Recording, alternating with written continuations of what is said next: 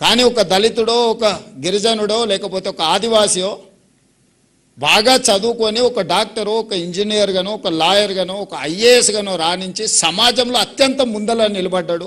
అతనికి ప్రభుత్వం మీద ఆధారపడే అవసరమే లేదు, అతనే 10 మందికి సహాయాన్ని అందించే పరిస్థితి ఉంది.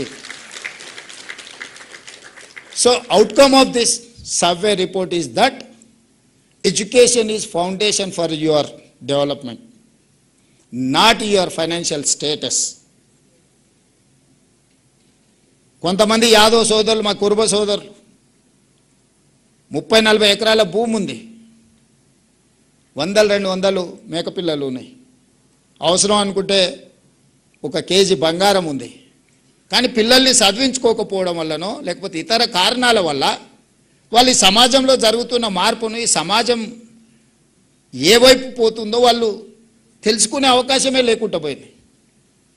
కానీ because of reservation, because of other aspects, neglected communities నుంచి వచ్చిన వాళ్ళు మంచి ప్రయోజకులైన డాక్టర్లు, ఇంజనీర్లు అవ్వడం వల్ల ఈరోజు సమాజం వాళ్ళందరినీ గౌరవిస్తుంది.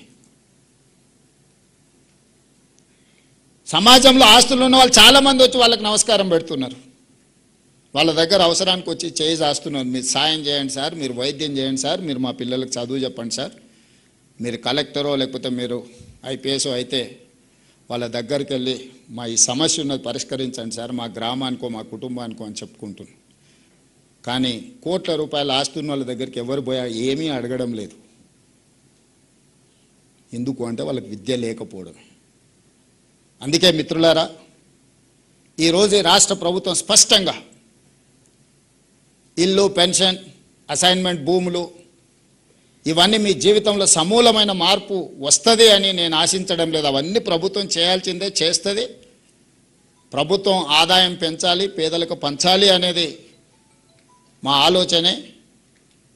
కానీ ప్రతి తరానికి ఇదే చేయాల్సిన పరిస్థితి. ఒక తరంలో నేను ఒక డాక్టర్నో ఒక ఇంజనీర్నో ఒక ప్రయోజకుని తయారు చేస్తే ఇంకా భవిష్యత్ తరాల కోసం ఈ ప్రభుత్వం వైపు చూడకుండా వాళ్ళని ఈ సమాజంలో సొంత కాళ్ళ మీద నిలబెట్టగలిగిన పరిస్థితి వస్తుంది. ఆ నిలబెట్టగలిగిన శక్తి మీ దగ్గరనే ఉంది. ఆ నిలబెట్టగలిగిన శక్తి ఇక్కడనే ఉంది, ఉపాధ్యాయుల దగ్గర ఉంది. బడ్జెట్ ఖర్చు పెట్టట్లేదా? పెడుతున్నాం. ఈ సంవత్సరం దాదాపుగా 30,000 కోట్లు బడ్జెట్లో 9% విద్య మీద ఖర్చు పెడుతున్నాం. ఈరోజు మీ ముందర నేను చెప్పదలుచుకున్నా, దాదాపుగా 27,50,000 మంది విద్యార్థులు తెలంగాణ రాష్ట్రంలో చదువుకుంటే ఒక్కొక్క విద్యార్థి మీద 1,08,000 కోట్ల రూపాయలు నా ప్రభుత్వం ఖర్చు పెడుతుంది. ఒక్క విద్యార్థి మీద రాష్ట్ర ప్రభుత్వం పెడుతున్న ఖర్చు 1,08,000 రూపాయలు ఈరోజు ఖర్చు అవుతుంది. నేను లెక్క తీసిన ఒక్కొక్క విద్యార్థి మీద నా ప్రభుత్వం ఎంత ఖర్చు పెడుతుందని. మరి 1,08,000 రూపాయలు నేను ఖర్చు పెట్టినప్పుడు ఆ పిల్లలకి ఎంత నాణ్యమైన విద్యను అందించాలో మీరు ఒకసారి ఆలోచన చేయండి. ఇవాళ ప్రైవేట్ స్కూల్కు పంపించుకుంటే నెలకు 2,000 ఫీజు కట్టుకున్న తల్లిదండ్రులు వాళ్ళు పెడుతున్న ఖర్చు 24,000.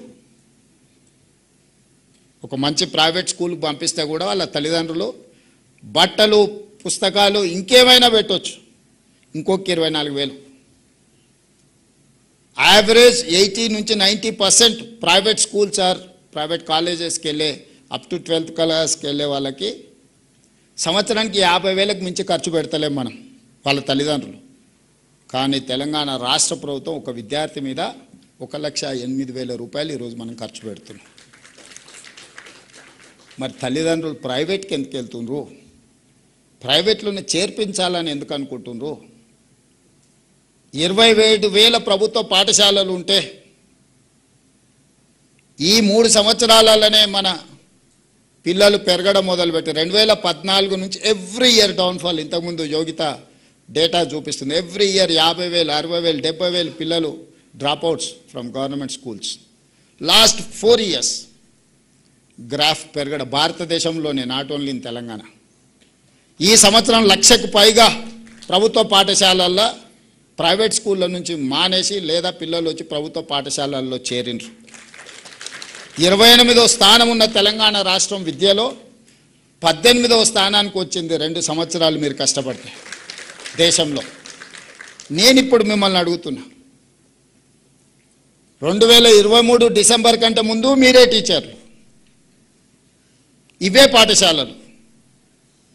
పాఠశాలలు మారలే, పిల్లలు మారలే, మా టీచర్లు మారలే. అంతకంటే ముందు 14 నుంచి 23 వరకు ఎవ్రీ ఇయర్ ఎందుకు డౌన్ఫాల్ చూసింది, 24 నుంచి 26 వరకు ఎందుకు అప్ ట్రెండ్ చూస్తున్నాం మనం? పొలిటికల్ ఎగ్జిక్యూటివ్ యొక్క attention,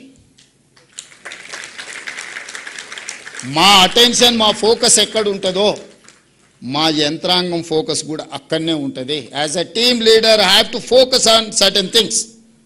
then only my chief secretary, my education secretary or my IT secretary will focus on that.